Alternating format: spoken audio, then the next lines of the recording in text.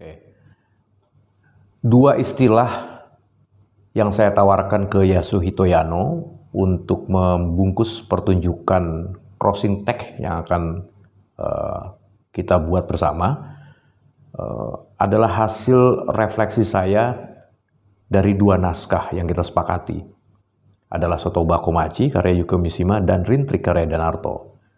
Misteri saya temukan dalam diri Komachi yang penuh rahasia, penuh ketersembunyian, masa lalu yang kelam, dan juga masa depan yang kelam bagi saya.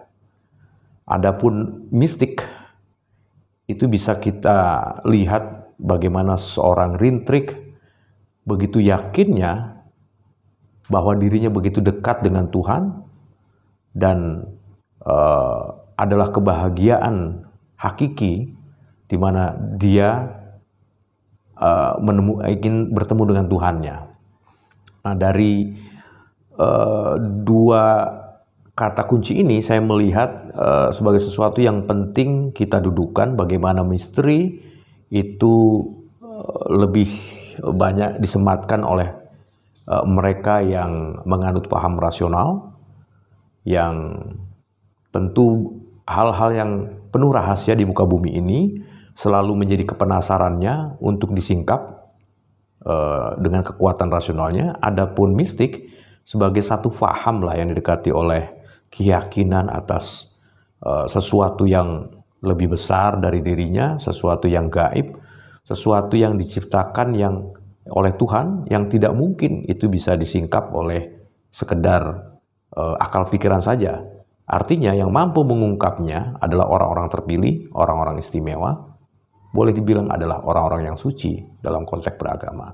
Disitulah saya ingin dudukkan sekaligus menawarkan kepada Self Company Theater untuk mengikat crossing tag kita dengan dua istilah misteri dan mystical.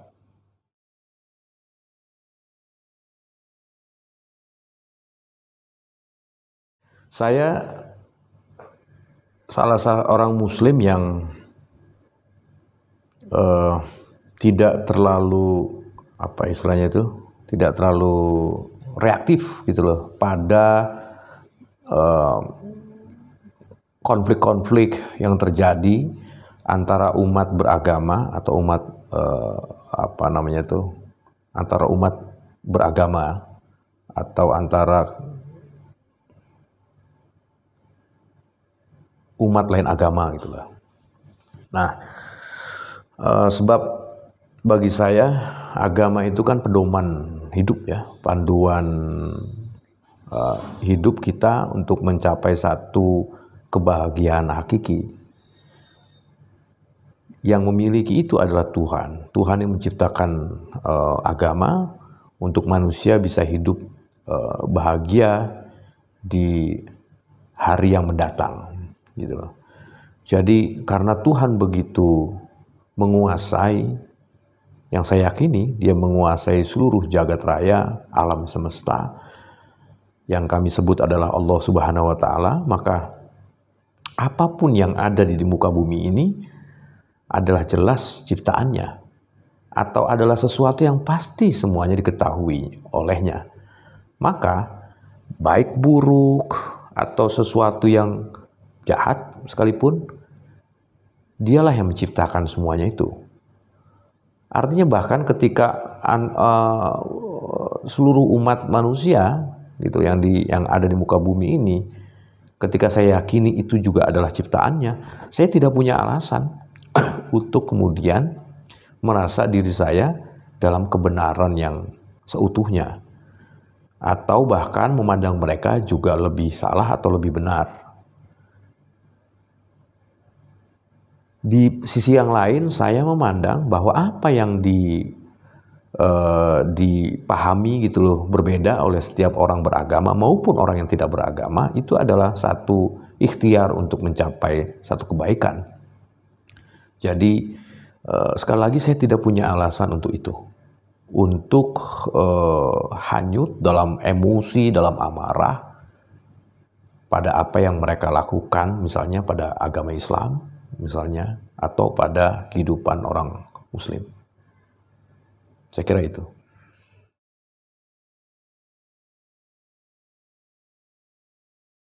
Seni pertunjukan itu adalah hasil ikhtiar kebudayaan setiap manusia, atau katakanlah dalam hal ini pelaku seni.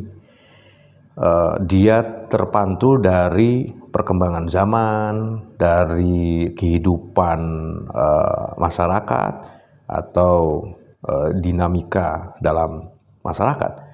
Artinya ketika masyarakat berubah, zaman berubah, maka sesungguhnya juga seni akan berubah.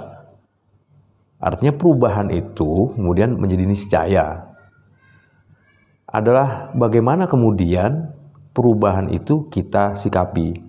Bagaimana perubahan itu mampu perlahan juga kita sesuaikan gitu loh, dengan ya tentunya dengan kemampuan kita, dengan juga apa istilahnya tuh, upaya usaha-usaha kita untuk kita tetap berada dalam konteks zaman gitu loh, yang tengah tumbuh berkembang.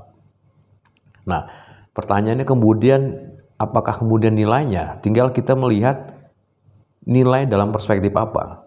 Kalau bagi saya makin ke depan tentu nilai-nilai ekonomis yang sangat dikejar oleh setiap diri manusia, nilai-nilai politis bahkan gitu loh, adalah satu kejaran yang umumnya itu ingin diraih oleh setiap pelaku.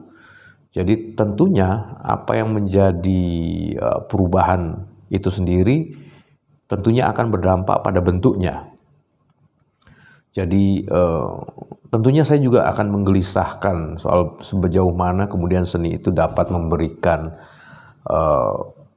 kesegaran rohani, juga menguatkan wilayah batiniah setiap orang misalnya gitu, dalam pergulatan zaman yang makin instan, yang makin apa istilahnya itu makin merubah apa yang sudah terbangun sebelumnya.